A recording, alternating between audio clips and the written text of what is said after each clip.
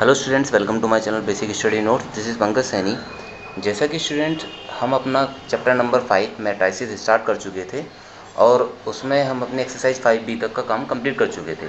आज हम अपनी एक्सरसाइज 5C के लिए कुछ पहले टॉपिक्स क्लियर करेंगे और उसके बाद अपनी एक्सरसाइज 5C को देखेंगे।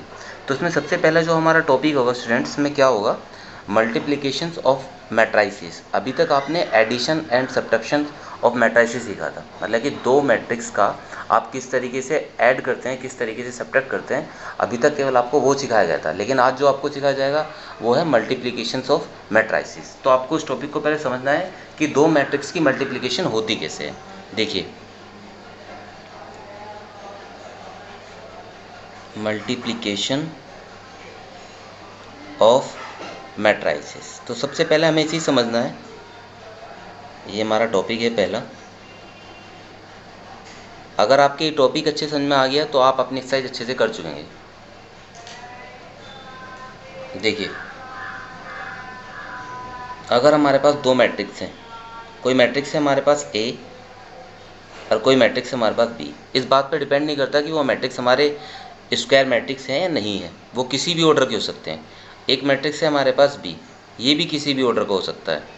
ठीक है, मैं भी इसमें एलिमेंट शो नहीं कर रहा हूँ, केवल आपको बता दूंगा कि किस तरीके से। मैंने मान लिया कि जो पहला वाला मैट्रिक्स है हमारा, ये मान लिया मैंने 2/3 का है, और ये वाला जो मैट्रिक्स है ये हमारा 3/4 का है, ये 3/2 का है, किसी भी चीज़ का है। ठीक है नहीं। तो हमारे पास अगर हमें दो हमारे पास मैट्रिक्स हैं और उनकी हमें मल्टीप्लिकेशन करनी है, तो सबसे पहले हमारा काम होगा कि पहले वाले का भी ऑर्डर निकाल लो और दूसरे वाले की भी ऑर्डर निकाल लो। ऑर्डर क्या बताया था, ऑर्डर का फॉर्मूला क्या होता है, ऑर्डर हम निकालते हैं जो हमारे पास मैट्रिक्स गिवन है उसका हम सबसे पहले रो निकाल लेते हैं और फिर क्या निकाल लेते हैं, कॉलम। और रो और कॉलम दोनों को इस तरीके से नोट करते हैं, मल्टीप्लाई नहीं करते हैं। मल्टीप्लाई करने पे तो क्या आ जाएगा, बाई चांस रो 2 है कॉलम 3 है तो 2 3 जा 6, तो जो 6 आएगा मल्टीप्लाई करके वो उसके एलिमेंट निकलेंगे कि उस मैट्रिक्स के अंदर इतने एलिमेंट है। लेकिन हमें बताना ऑर्डर, तो ऑर्डर का मतलब है केवल इस तरीके से डिनोट करना। आपको केवल लिखना है कि इतनी रो है इतनी कॉलम है। तो स्टूडेंट, इस ऑर्डर का मतलब है कि इस मैट्रिक्स के अंदर 2 रो हैं और 3 कॉलम है, और इस मैट्रिक्स का मतलब है कि इसके अंदर 3 रो हैं और 4 कॉलम है। तो रूल क्या है मल्टीप्लिकेशंस का, जो हमारा फर्स्ट मैट्रिक्स है, जो हमारा क्या है फर्स्ट मैट्रिक्स, फर्स्ट मैट्रिक्स की तो हमें क्या करनी है, कॉलम। ठीक है नहीं, तो मैं लिख रहा हूं यहां पे कॉलम ऑफ फर्स्ट मैट्रिक्स, और ये क्या है, रो, तो row of second matrix, row of second matrix. अगर पहले वाले मैट्रिक्स की तो कॉलम और दूसरे वाले मैट्रिक्स की रो आपस में इक्वल है, तो तब वहाँ पे क्या होगा, मल्टीप्लिकेशन पॉसिबल होगी, मल्टीप्लिकेशन पॉसिबल होगी, अदरवाइज़ नहीं होगी। ठीक है नहीं, अदरवाइज नहीं होगी। तो आपको ये चीज़ ध्यान रखनी है कि मल्टीप्लिकेशन कब पॉसिबल होती है, तब होती है अगर हमारे पास दो मैट्रिक्स गिवन है, तो पहले वाले मैट्रिक्स का भी ऑर्डर निकाल लेंगे, दूसरे वाले मैट्रिक्स का भी ऑर्डर निकाल लेंगे, और पहले वाले मैट्रिक्स की देखेंगे कॉलम, अगर उसकी कॉलम जो है वो इक्वल है किसके, दूसरे वाले मैट्रिक्स के ऑर्डर के, सॉरी रो के, तो तब आपका क्या कहलाता है, मल्टीप्लिकेशन पॉसिबल होगा। अगर ऐसा नहीं होता स्टूडेंट, ठीक है, बाई चांस हमारे पास, ये मैंने एग्जाम्पल के इस पर समझाया था आपको, मैंने एक एग्जाम्पल और ले लिया, क्या यहाँ पे कि कोई एक मैट्रिक्स है जिसका मैंने लिया ये 1/3 है, और बी एक हमारे पास मैट्रिक्स है, ये मैंने इसका ऑर्डर 2/3 है। ठीक है, तो हमने देखा इसकी जो कॉलम है इसकी रो के इक्वल नहीं है। ठीक है नहीं, नंबर ऑफ जो कॉलम है वो इक्वल नहीं है नंबर ऑफ रो के। ठीक है नहीं, कॉलम देखी जाती है फर्स्ट मैट्रिक्स की, जो पहला मैट्रिक्स होगा जिसमें आपको मल्टीप्लाई करनी है, तो फर्स्ट मैट्रिक्स की तो देखी जाती है स्टूडेंट कॉलम, और सेकंड मैट्रिक्स की देखी जाती है रो। तो आपको बस इस बात का ध्यान रखना है, और कुछ नहीं।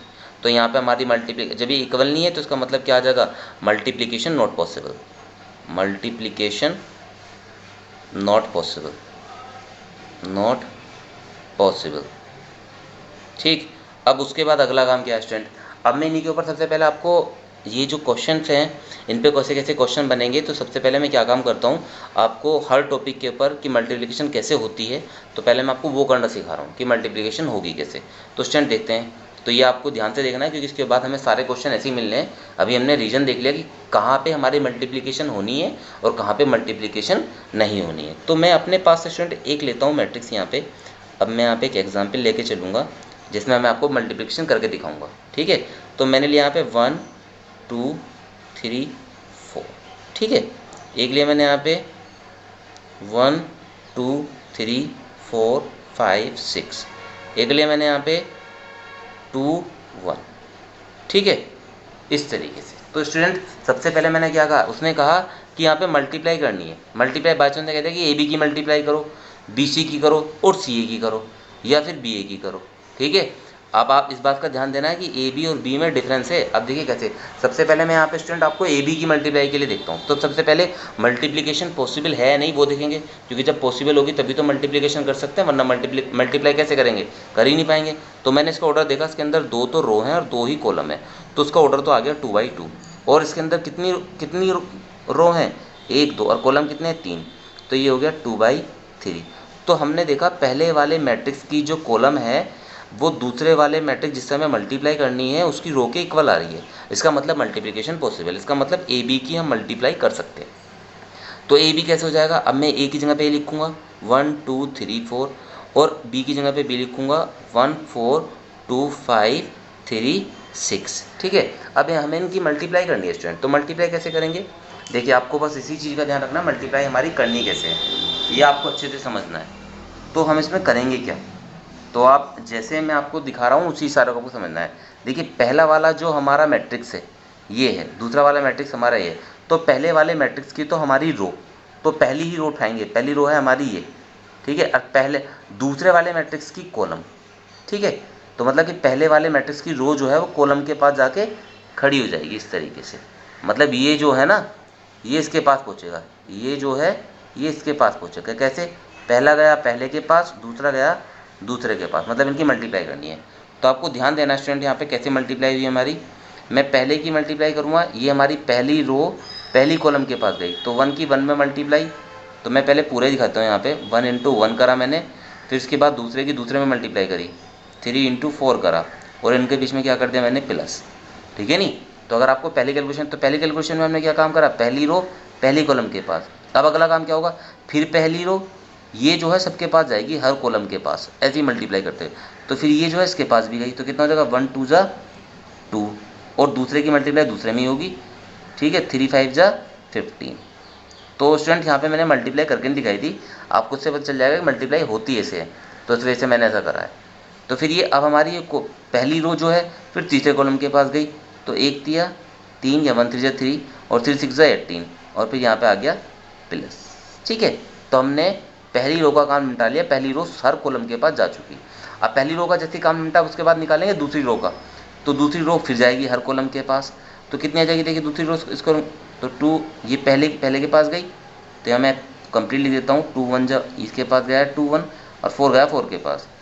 आपको ये सख्त ध्यान रखना है कि पहला एलिमेंट पहले के पास जाएगा, दूसरा दूसरे के पास जाएगा। ऐसा नहीं कि पहला पहले के पास भी चला गया, पहला दूसरे के पास भी नहीं, पहला पहले के पास और ये इसके पास। मतलब कैसे, जब हम मल्टीप्लाई करते हैं तो ये रो जो है ना, ये रो ये कॉलम के पास जाके खड़ी हो जाती है। मतलब कैसे, ये 1 3 था, लेटा हुआ था, तो यहाँ पे एग्जाम्पल के तौर पर बताता हूँ, ये 1 3 जो है ये ऐसे जाके खड़ा हो गया यहाँ पे किसके बराबर में, 1 और 4 के बराबर में, और फिर मल्टीप्लाई हुई है ऐसे, तो 1 ही कम 1 और 3 चौक 12, ठीक है। तो देखिए यहाँ पे 1 ही कम 1 3 चौक 12, तो यहाँ पे इस तरह से मल्टीप्लाई होती है। अगर मुझे इसको करना होगा तो ये उसके पास जाके खड़ा हो जाएगा, तो जब ये इसके पास जाके खड़ा होगा तो कितना हो जाएगा 2 1 और 4 4, मतलब ये 2 4 जो है यहाँ पे जाके खड़ा हुआ किसके पास, 1 4 के पास। तो मल्टीप्लाई कैसे हो जाएगी यहाँ पे, ये यहाँ पे चाहिए, तो 2 1 × 2 और 4 4 × 16। तो इसी तरीके से हम मल्टीप्लाई करते हैं यहाँ पे, और फिर इन दोनों को क्या कर देते हैं ऐड, इन दोनों क्या कर देते हैं ऐड, तो ये कितना जाएगा 18, इन दोनों क्या करते हैं ऐड, कितना जाएगा 13। तो बिल्कुल मैंने आपको खोल के बता दिया किस तरीके से मल्टीप्लाई करते हैं। स्टूडेंट अभी केवल टाइम आपको समझने में लगेगा, जब आप इसे अच्छे से समझ जाएंगे तो आपको कैलकुलेशन करने में कोई प्रॉब्लम नहीं होगी, और वहाँ पे फिर हम अपनी कैलकुलेशन की स्पीड भी बढ़ा देंगे उसी के अकॉर्डिंग, क्योंकि पहले यहाँ पे समझना ज़रूरी है, तो इसलिए आप ध्यान से समझने से। अब ये ऐसे इसके पास गया तो फिर ये इसके पास भी जाएगा। अब देखिए पहला पहले के पास, दूसरा दूसरे के पास, तो 2 2 × 4 और 4 5 × 20, ठीक। इसी तरीके से 2 3 × 6 और 4 6 × 24, यहाँ पे प्लस आ गया, ठीक है स्टूडेंट। अब देखिए उसके बाद क्या करते हैं हम यहाँ पे, 1 1 जा 1 और यहाँ पे कितना आ गया 3 4 जा 12, 12 और 1 कितना आ गया 13, कंप्लीट लिख देता हूँ मैं यहाँ पे, 2 1 जा 2, 4 4 जा 16, 16 और 2 कितना आ जाएगा 18, यहाँ पे कितना आ जाएगा 17, यहाँ 24, यहाँ पे 21 और यहाँ पे 30। तो स्टूडेंट आपने देखा, आपने ए और बी की मल्टीप्लाई करी, ए और बी की मल्टीप्लाई करके आया है। अब इसका ए और बी का ऑर्डर आप चेक करें कि ऑर्डर ए और बी का ऑर्डर कितना है, तो आप देखेंगे इसका ऑर्डर कितना बचा, 2 तो उसके अंदर रो है और 3 कॉलम है, तो इसका ऑर्डर हो गया 2/3। तो स्टूडेंट आप एक चीज़ को भी पहले ही फाइंड कर सकते हैं, ऑर्डर यहाँ पे लिखो ना लिखो, केवल मैं एक समझाने के तौर पे आपको बता रहा हूँ कि मैंने ऐसा क्यों लिखा है यहाँ पे। अगर आपके पास 2 मैट्रिक्स है तो कभी कभी क्वेश्चन ऐसे बनते हैं एक एक नंबर के, कि अगर आपके पास 2 मैट्रिक्स दी गई है और वहाँ पे आपसे पूछा गया है कि भाई एक मैट्रिक्स इतने ऑर्डर की, एक मैट्रिक्स इतने ऑर्डर की, बताओ जब उनकी मल्टीप्लाई करेंगे तो किस ऑर्डर की मैट्रिक्स मिलेगी। तो आपको वहाँ पे क्या ध्यान देना, देखिए सबसे पहले तो देखेंगे मल्टीप्लिकेशन पॉसिबल है या नहीं है, तो मल्टीप्लिकेशन हमने देखा पॉसिबल है, क्योंकि पहले वाले की जो कॉलम है दूसरे वाले की रो के इक्वल है, ठीक है। लेकिन अब ऑर्डर क्या निकल के आएगा, ऑर्डर निकल के आता है स्टूडेंट ये क्या, देखिए ये 2 और 3 बचा, ठीक है, तो ये हमारा क्या बन के आ जाएगा, ऑर्डर बन के आता है। तो ये दोनों जो है हमारे हाइड हो जाएंगे, देखिए ये दोनों हाइड हुए, इधर कितना बच रहा है केवल 2 और इधर कितना बच रहा है 3, तो ऑर्डर कितना बन के आया 2/3 का। तो आपको ऐसे देखना। अब देखिए स्टूडेंट, जैसे मैंने ए बी मल्टीप्लाई कर ली, तो कुछ स्टूडेंट सोच रहे होंगे कि जैसे ए बी की मल्टीप्लाई हुई ऐसे बी ए की भी मल्टीप्लाई हो जाएगी। तो बी ए की मल्टीप्लाई के लिए हमें सोचना पड़ेगा स्टूडेंट कैसे कि मल्टीप्लिकेशन पॉसिबल है या नहीं है। तो अब हम चेक करते हैं कि बी ए की मल्टीप्लाई हो सकती है नहीं हो सकती है। तो आप देखिए स्टूडेंट, मैं एक काम करता हूँ, पहले बी जो है, बी का जो ऑर्डर है वो है 2/3, मैं साइड में दिखाता हूँ आपको। जो बी का ऑर्डर है ये है 2/3 और ए का जो ऑर्डर है ये है 2/2, ठीक है। ए का ऑर्डर हुआ कितना हमारा 2/2। अब इसमें देखेंगे हम क्या चेक करते हैं कि पहले वाले की जो कॉलम है दूसरे वाले की रो के इक्वल आनी चाहिए। देखो आपके यहाँ पे समझने में अगर थोड़ा अटपटा हो रहा है तो मैं एक काम कर लेता हूँ, ऐसे ले लेता हूँ आपको समझ में आ जाए। बी का ऑर्डर 3/2, ए का ऑर्डर है 2/2, तो आप ऐसे ही तो समझते हैं। देखिए पहले वाले मैट्रिक्स की जो ऑर्डर है, क्योंकि पहला मैट्रिक्स हमारा ये है, पहले हमने ए में बी की मल्टीप्लाई करी थी, लेकिन अब बी में ए की मल्टीप्लाई कर रहे हैं, तो क्या करना पड़ेगा, बी का ऑर्डर है 2/3, ए का ऑर्डर है 2/3, वो सॉरी 2/2, ए का ऑर्डर है 2/2।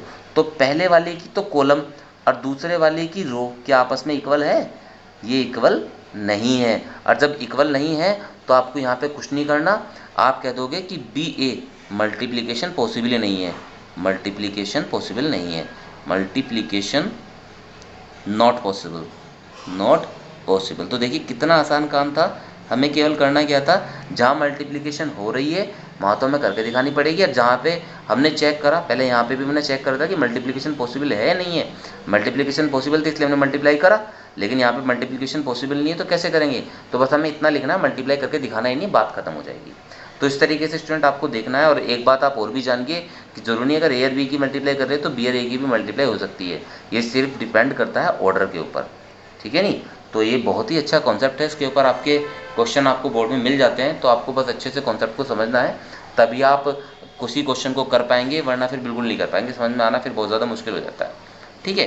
तो ये हो गया। अब इसी तरीके से चलो एक एग्जाम्पल और देख लेते हैं, क्योंकि मल्टीप्लाई आपने करना सीखा, थोड़ी सी मल्टीप्लाई करी, एक एग्जाम्पल और देख लेते हैं मल्टीप्लाई का। तो हम देखते हैं इसके लिए स्टूडेंट, देखिए यहाँ पे मैंने सी लिया, सी का ऑर्डर कितना है 2/1, कितना है 2/1। तो आप देखिए क्या बी सी पॉसिबल है, आप एक बार चेक कीजिए।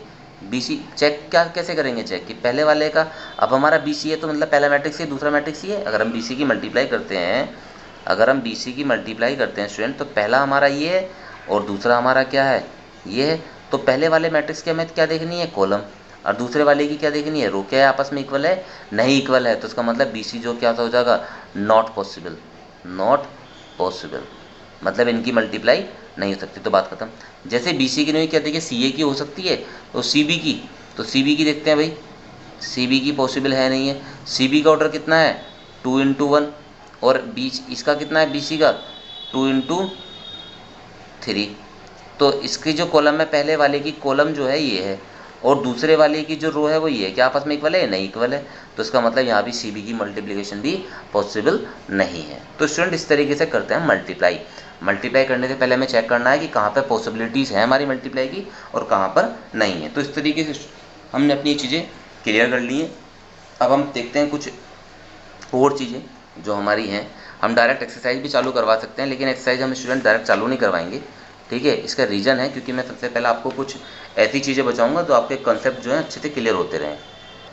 तो स्टूडेंट हम देखते हैं सबसे पहले यहाँ पे ये कुछ प्रॉपर्टीज़ है जिनको आपको फाइंड करना है। जब आप ग्रेजुएशन में पहुँचोगे 12th के बाद, तो आपको वहाँ पे बीएससी, आप बीएससी लोगे या फिर बीटेक करोगे, कुछ भी करोगे, तो आपको वहाँ पे कम्युनिटिव लॉ, इस तरह के लॉ आपको मिलेंगे और वहाँ पे इन्हीं लॉ पे काम चलता है। और स्टूडेंट क्या गलतियाँ करते हैं अपने 12th टाइम में, वो केवल कैलकुलेशन डिपेंड वाले क्वेश्चन देखते हैं और अपने सोचते हैं कि काम खत्म हो गया, लेकिन नहीं। इसलिए मैं आपको क्या करूँगा, ये सब चीज़ें बेस से बता के चलूँगा जिससे आपको अच्छे समझ में आए।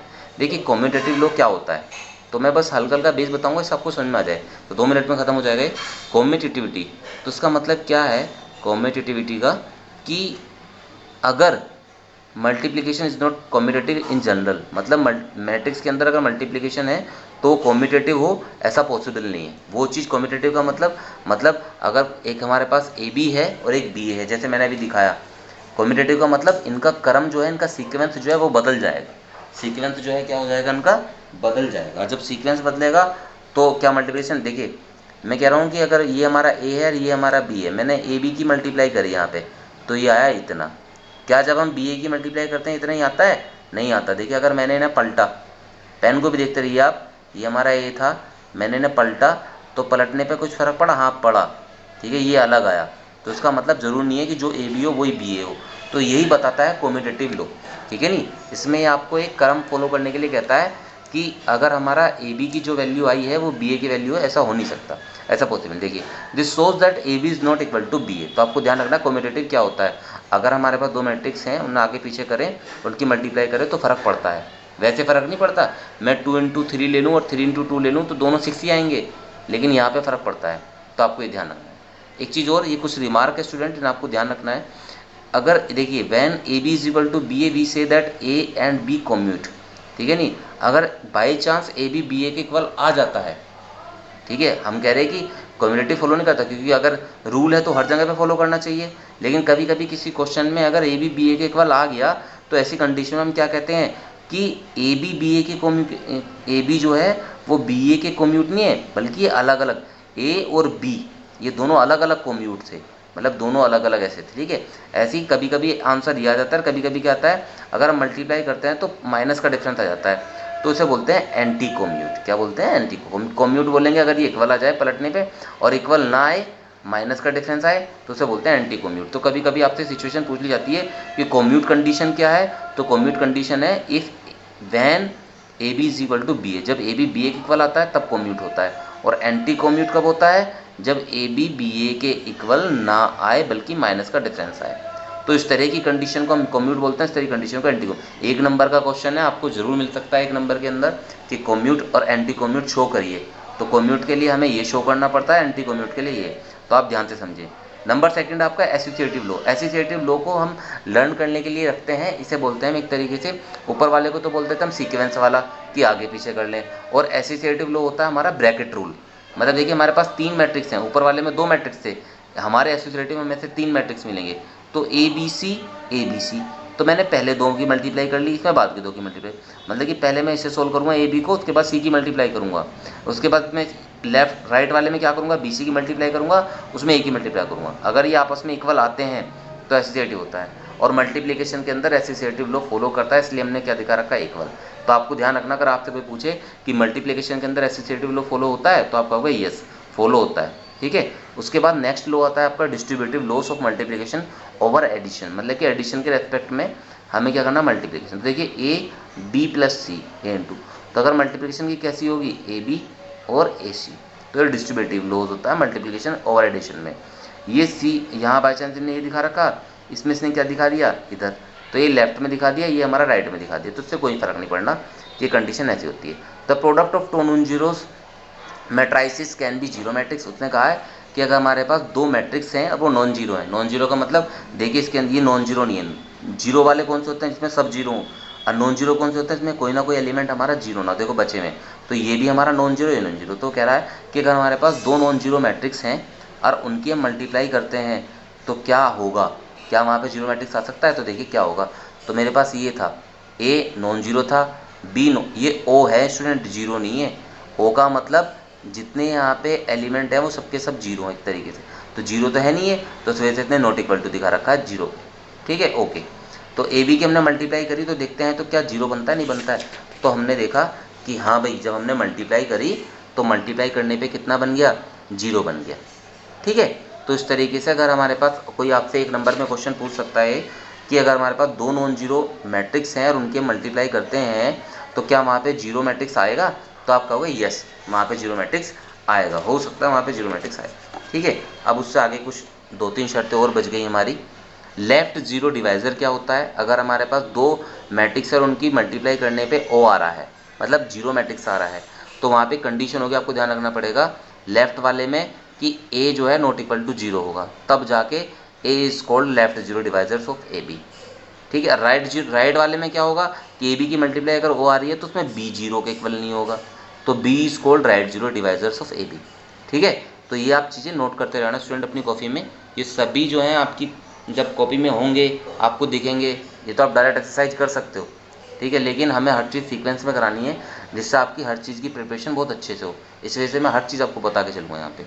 नंबर 5 है, if A is given square matrix, अगर ए हमारे पास कोई स्क्वायर मैट्रिक्स का मतलब जिसकी रो और कॉलम सब इक्वल हो, and I is an identity matrix, I मैंने बताया था आई आइडेंटिटी मैट्रिक्स है, ये जितने ऑर्डर का होगा आई अपने आप ही उतने ऑर्डर का हो जाता है।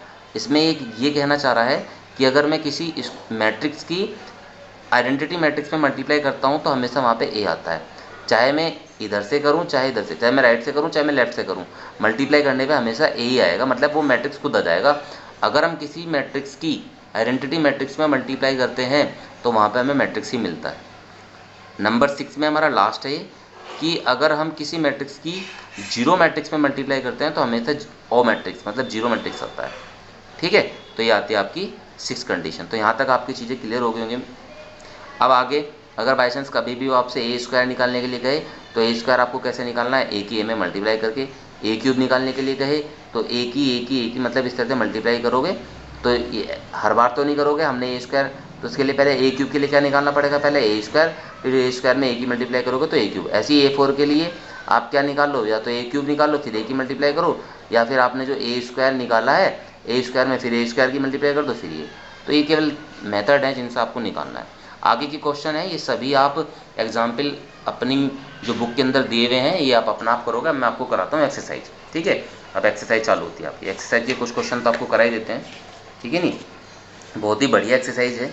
तो देखिए अब एक्सरसाइज हमारी बहुत आसान हो जाएगी। उसने क्या कहा है, compute A B and B A which exist when, मतलब कि वो कह रहा है कि जोन सा भी एग्जिस्ट कर रहा है, मतलब जिसकी मल्टीप्लिकेशन पॉसिबल हो आप उसकी मल्टीप्लाई हमें करके दिखाएंगे जैसा कि हमने अभी तक करा था। ठीक है, तो क्वेश्चन है A23-1 और ये और बी इतना, तो मैं ए और बी लूँगा, दोनों की मल्टीप्लाई देखता हूँ कि किस किस की मल्टीप्लाई हो रही है, जिसकी मल्टीप्लाई भी होगी उसकी मल्टीप्लाई करके दिखा देंगे। ठीक है स्टूडेंट, तो देखते हैं अब यहाँ पे, अब आते हैं अपने क्वेश्चन पे कि क्वेश्चन करेंगे कैसे। तो यही देख लेते हैं स्टूडेंट, कोई नहीं। तो सबसे पहले हम क्वेश्चन नोट करते हैं अपना। क्वेश्चन क्या था हमारा, एक्सरसाइज चल रही है हमारी क्या 5C। तो सबसे पहले मैं एक्सरसाइज को दिख देता हूँ कि एक्सरसाइज हमारी क्या है। ठीक है, तो मैं लिख लेता हूँ एक्सरसाइज हमारी कौन सी 5C।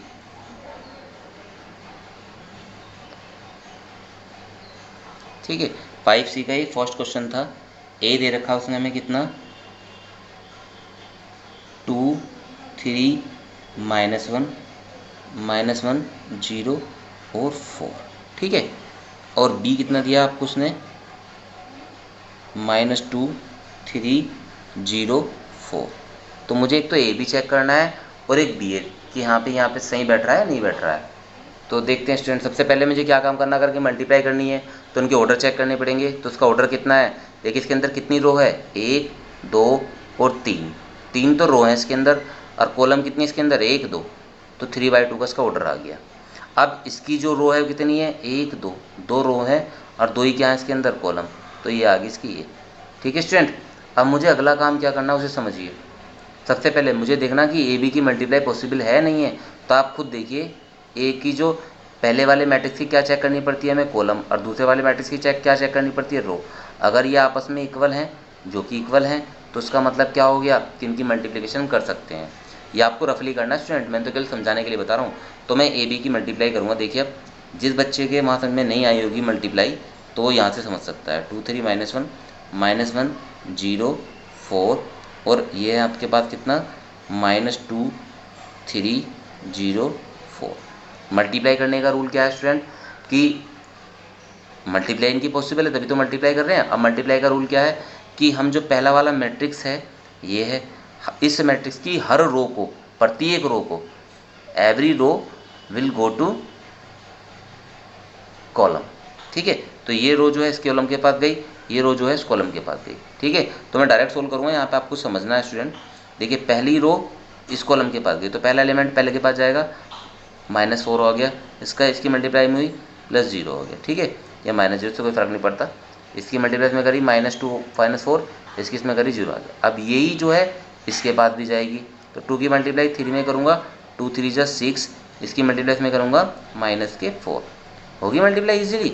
अब उससे अगला ऐसे ही इसके पास गया, 3 2 = -6, और 0 की मल्टीप्लाई करेंगे तो 0। पहली रो दोनों कॉलम के पास चली गई, ये आ गया। अब ऐसी दूसरी रो जो है दोनों कॉलम के पास जाएगी, तो पहले कॉलम के पास तो जा चुकी, दूसरे कॉलम के पास जाएगी, कितनी जाएगी, 3 3 = 9, और 0 की फॉर्म में मल्टीप्लाई कितना जाएगा, 0। नेक्स्ट क्या करेंगे, 2 रो का काम खत्म हो गया, तीसरी रो जाएगी बाहर कॉलम के पास, तो ये इसके पास गई, तो इसके पास जाकर खड़ी हो जाती है, तो पहला पहले के पास, -1 की -2 में मल्टीप्लाई 2 आ गया, और 4 की मल्टीप्लाई 0 में कितना जाएगा, 0 आ गया। अब ऐसी -1 की 3 में मल्टीप्लाई कितना आ जाएगा, -3, और 4 की 4 में मल्टीप्लाई कितना आ जाएगा, 16। तो इस तरीके से स्टूडेंट हमने क्या काम करा, इनकी मल्टीप्लाई कर ली। अब सोल्व करना देखिए कितना आसान है। ये कितना करेंगे, -4 -6 और 2, क्योंकि ऐड होगी, 6 में से 4 के कितना जाएंगे 2, यहाँ पे 9, और यहाँ पे कितना जाएंगे आपके 13। तो इस तरीके से हमने स्टूडेंट अपना ए बी फाइंड कर लिया। ठीक है, ए बी की कैलकुलेशन हो गई, ये होती है मल्टीप्लाई। तो इस तरीके से आप मल्टीप्लिकेशन करते हैं, और सभी मल्टीप्लिकेशन आपको ऐसे ही करनी है। आज आप कोशिश करोगे हर मल्टीप्लिकेशन करने का, ठीक है नहीं। मैं आज आपको 1-2 क्वेश्चन दूंगा, उसके बाद नेक्स्ट टाइम आपके और क्वेश्चन चालू जाएंगे। तो ए बी काम खत्म हुआ। अब इसी तरीके से जब हमने ए बी की मल्टीप्लाई करी स्टूडेंट, तो हम बी ए की भी देख लेते हैं, बी ए पॉसिबल है या नहीं है। तो बी ए के लिए देखा, तो बी का जो ऑर्डर मैंने बी लिख लिया, चलो यहाँ पे -2 0 और 3 4, और यहाँ पे मैंने ए लिख लिया 2 3 -1 0 4। तो इसका जो ऑर्डर था वो कितना है, इसका ऑर्डर है 2/2 का, और इसका ऑर्डर कितना है 2/3 का। तो क्या पॉसिबल है, चेक कर लेते हैं। पहले वाले मैट्रिक्स की कॉलम, तो देखा पहले वाले मैट्रिक्स की कॉलम, दूसरे वाले मैट्रिक्स की रो, तो भाई हमने देखा ये दोनों तो आपस में इक्वल आ गए। जब इक्वल आ गए तो इसका मतलब मल्टीप्लाई होगी, तो मल्टीप्लाई करने का हमारा काम चालू हो गया। मल्टीप्लाई कैसे करते हैं स्टूडेंट, वही इजी वे, रो जो है कॉलम के पास जाएगी, तो रो जो है वो कॉलम के पास गई, तो कैसे, हर किसी के पास जाएगी इसी। ठीक है, एक सेकेंड, थोड़ी मिस्टेक हो गई स्टूडेंट, बी जो है इसका ऑर्डर है 2/3, लेकिन ये हमारा 2/3 नहीं है, 3/2 है, 3/2 है, तो ये इक्वल नहीं आया, तो मल्टीप्लिकेशन पॉसिबल नहीं है। अच्छा, मुझे कैसे पता चला कि मुझसे गलती हुई है, क्योंकि बाई चांस ये आपसे भी हो सकता है, तो आप समझ लीजिए एक गलती है, लेकिन गलती से हम क्या चीज़ सीख मिली हमें, तो वो चीज़ मैं आपको समझा देता हूँ। बाई चांस आपसे ऐसा होता है कि आपने देखा ऑर्डर गलत दिखा गया, आप मल्टीप्लाई आप करना चालू कर देते हैं, तो आपने देखा भाई यहाँ पे तो रो में तो बैठे हैं 2 एलिमेंट, यहाँ पे बैठ रहे 3 एलिमेंट, तो ये इसके पास चला गया, इसके पास, तो उसके पास के लिए कुछ है ही नहीं है, इसका मतलब हमसे मिस्टेक हुई है, मुझे ऐसे पता चला। ठीक है नहीं, तो अगर आपसे बाई चांस ऐसी मिस्टेक कभी होती है, तो आप ऐसे ही पता लगा सकते हैं मिस्टेक का कि भाई रो में 2 एलिमेंट है, कॉलम में 3 है, तो ये मल्टीप्लाई तो हो ही नहीं पाएंगे, एक ये बच जाएगा। तो ऐसी कंडीशन में मल्टीप्लिकेशन हमारी पॉसिबल नहीं होगी, multiplication not possible, not possible. तो स्टूडेंट आप इस चीज़ को ध्यान देना, कभी सोचो कि हाँ भी सर से मिस्टेक हुई है, तो मिस्टेक के साथ साथ मैंने आपको ये भी बता दिया कि मिस्टेक होने के साथ साथ हमने कुछ नया सीखा कि हाँ अगर हमसे मिस्टेक हो जाती है और हम आगे काम करना चालू कर देते हैं, तो हम कैसे पता लगाएंगे हमसे गलतियाँ हुई हैं, तो ऐसे गलती का पता लग जाता है। ठीक है, तो बी ए हमारा नॉट पॉसिबल है। तो इस तरीके से स्टूडेंट हमने अपना फर्स्ट क्वेश्चन सोल्व कर लिया है। अब चलते हैं हम अपने नेक्स्ट क्वेश्चन की ओर और समझते हैं क्या क्या है। तो ये फर्स्ट के ही हमारे पार्ट है, सेकंड पार्ट ये ए है और बी है स्टूडेंट। तो आप ऐसे ही क्या करोगे, जैसे मैंने फर्स्ट क्वेश्चन आपको करके दिखाया है, आप ऐसे ए और बी की मल्टीप्लाई करोगे और बी और ए की मल्टीप्लाई करोगे। जो पॉसिबल हो आप उसे करोगे, जो नहीं पॉसिबल हो आप उसे छोड़ देंगे, कह दोगे मल्टीप्लिकेशन नॉट पॉसिबल। इसे भी आप ऐसे ही करोगे, ठीक है। और इसे भी ऐसे ही करोगे। मैं आपको 4 पार्ट बता देता हूँ। देखिए देखने में तो हल्का लग रहा है, लेकिन काफ़ी बच्चे इसमें परेशान हो जाते हैं कि हाँ भाई ये होगा कैसे। ठीक है, तो मैं 4 पार्ट बताता हूँ, ये 5th पार्ट है। ठीक है, तो 5th पार्ट आज हम आपको फर्स्ट क्वेश्चन ही बताएंगे, क्योंकि आज हमारी वीडियो काफ़ी लंबे टाइम के बाद आपको मिल रही है, तो पहले इन्हीं क्वेश्चन को करेंगे। उसके बाद नेक्स्ट टाइम में हम क्या करेंगे, क्योंकि हम सारी जो बेसिक है इस क्लास का, जो हमारी एक्सरसाइज चलेगी ये 5C, इसका सारा बेसिक हम अच्छे से क्लियर करा चुके हैं। अब तो हमें एक्सरसाइज में केवल देखिए कितने क्वेश्चन हैं, ये बहुत सारे क्वेश्चन हैं। अभी लगभग 36 क्वेश्चन है एक्सरसाइज के अंदर, तो लगभग अगले 1-2 वीडियो में हम इसे फिनिश कर देंगे। फिलहाल हमें समझना भी है कैसे। तो मैं आपको 4th पार्ट दिखा देता हूँ कि 4th पार्ट कैसे होगा। तो देखिए ए,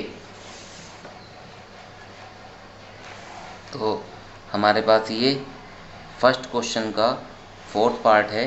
ए है हमारे पास 1 2 3 4, और बी कितना है 1 2 3 4। तो सबसे पहले मैं इनका ऑर्डर लिख लेता हूँ। तो इसका ऑर्डर तो कितना है, 1 इसके अंदर रो है, कॉलम कितनी है इसके अंदर 4, तो इसका ऑर्डर हो गया 1/4। इसके अंदर रो कितनी है 4 और कॉलम कितना है 1। तो ये तो देखिए मल्टीप्लिकेशन इनकी पॉसिबल है, साफ साफ दिख रहा है। पहले वाले के जो कॉलम है दूसरे वाले की रो के इक्वल है, तो मल्टीप्लिकेशन हम कर लेते हैं। अब मल्टीप्लिकेशन होगी कैसे, बस यही समझना है। ये अधिकतर बच्चों को बहुत आसान लगता है कि हाँ भाई क्वेश्चन इतना सा है, छोटा सा है, दबा दब हो जाएगा। ठीक है, लेकिन होता क्या है, बच्चा आगे फंस जाता है, फिर हो नहीं पाता। तो यही हमें समझना होगा कैसे। तो स्टूडेंट इसके अंदर केवल हमें एक ही बार कैलकुलेशन करनी पड़ती है। वो एक बार की कैलकुलेशन क्या है, देखिए ये रो जो है बस कॉलम के पास जाके खड़ी हो जाएगी। ठीक है, मतलब क्या, मतलब पहला एलिमेंट पहले के पास गया तो 1 1 जा 1, दूसरा दूसरे के पास गया 2 2 जा 4, प्लस लगाते रहेंगे। तीसरा तीसरे के पास गया 3 3 जा 9, इसके पास गया 4 4 जा 16। तो अब इन्हें ऐड करा हमने, कितना जाएगा यहाँ पे 1 और 4 5, 9 और 5 कितना 14, यह आ जाएगा 30। तो स्टूडेंट देखिए कैसा मैट्रिक्स आया है। तो बच्चे क्या करते हैं इसमें अपने आप ही ये 4/4 का जो है पता नहीं कितनी कॉलम और कितनी रोज के अंदर बना देते हैं सोल्व करते टाइम। ठीक है, छोटा सा क्वेश्चन लेकिन पता नहीं कैसे फिसल जाते हैं। और ऐसे ही क्वेश्चन आपके बोर्ड में आते हैं, बड़े बड़े क्वेश्चन नहीं देते वो आपको घटा जोड़ या फिर मल्टीप्लाई उस चीज़ से मतलब नहीं। ये तो छोटे बच्चे, देखिए काम सारा छोटे बच्चों का हो रहा है, लेकिन बात करती है कि कैलकुलेशन में आपका ध्यान कैसा है, उसकी वजह से ऐसे क्वेश्चन दिए जाते हैं। तो इसलिए इसका आंसर कितना जाएगा इतना।